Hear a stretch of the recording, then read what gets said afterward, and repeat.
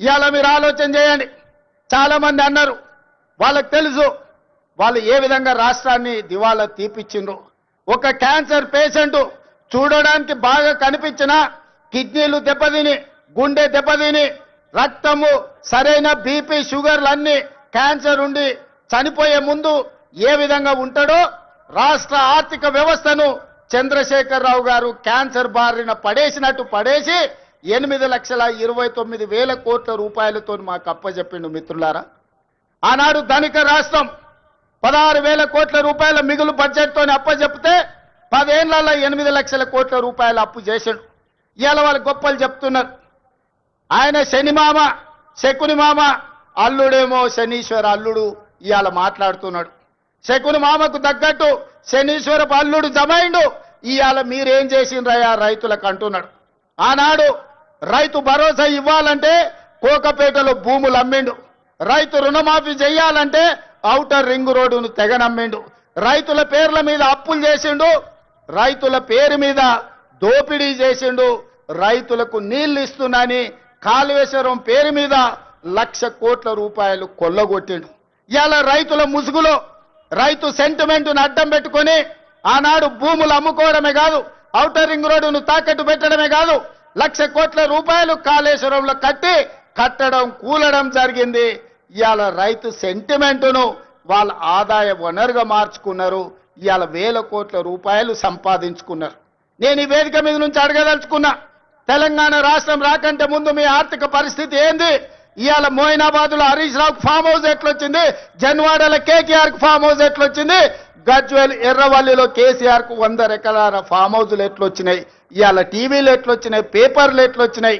1,000 కోట్ల రూపాయల పెట్టుబడులు మీకెట్లొచ్చినాయి? మరి మీరేమో 1,000 కోట్ల రూపాయల అధిపతులుగా మారిండ్రు, మీరు ఐశ్వర్యవంతులైనరు. రాష్ట్రం ఎందుకు దివాలా తీసింది? రాష్ట్రానికి 8 లక్షల కోట్ల రూపాయలు అప్పెట్లొచ్చిందని నేను అడుగుతున్నా. 10 ఏళ్లల్లా ఆగర్భ శ్రీమంతులు మీరైనరు. అమీర్లలాగా నిజాం నవాబుల కంటే ధనవంతులుగా మీరు మారినరు. దేశంలోనే ధనిక రాష్ట్రమైన తెలంగాణ ఇవాళ దివాలా తీసింది. చివరికి 1,00,000 రూపాయల రుణమాఫీ చేస్తాన్న మీరు 4 విడతలు అన్నారు. అసలు మీరన్నారు మిత్తి మీరే కడతా అన్నారు. అసలు లేదు, మిత్తి లేదు. ఇవాళ రైతులను దివాలా తీపించిన పరిస్థితి మీది. అక్కడి నుంచి ఒక్కొక్కటిగా సరిదిద్దుకుంటూ ఇవాళ నేను చెప్పదలుచుకున్నా. ఇవాళ విద్యార్థులారా మీరు గుర్తు చేసుకోండి, మీ పాఠశాలలు మూసేసే పరిస్థితి. వేలాది పాఠశాలలు మూపించండు. ప్రభుత్వం నోటిఫికేషన్లు ఇవ్వలే. ఉద్యోగాల నోటిఫికేషన్ల కోసం ఇందిరా పార్క్ దగ్గర, లేకపోతే అశోక్ నగర్ చౌరస్తా దగ్గర, దిల్సుఖ్నగర్ చౌరస్తా దగ్గర, అమీర్పేట్ చౌరస్తా దగ్గర వేలాది మంది విద్యార్థుల నిరసన కార్యక్రమాలు ఆనాడు ఉద్యోగాల కోసం చేశారు.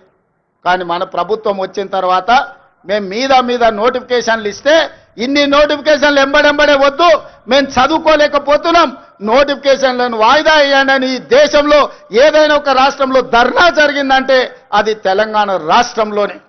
10 ఏళ్ళు వాళ్ళు చేయలేని పని మొదటి సంవత్సరంలోనే 60,000 ప్రభుత్వ ఉద్యోగ నియామకాలు చేపట్టి, ఒకవేళ లెక్క తప్పంటారని ఎల్బీ స్టేడియంలో ఎక్కడైతే మేము బాధ్యత చేపట్టినామో ప్రతి నిరుద్యోగ యువకుని వాళ్ళ తల్లిదండ్రులతో అక్కడికి పిలిపించి వాళ్ళకి నియామక పత్రాలు అందించి తలలు లెక్కబెట్టి 60,000 మంది నిరుద్యోగ యువకులకు ఈ దేశంలో ఒక్క సంవత్సరంలో ఉద్యోగాలు ఇచ్చిన ప్రభుత్వం ప్రజా ప్రభుత్వం, మన ప్రభుత్వం.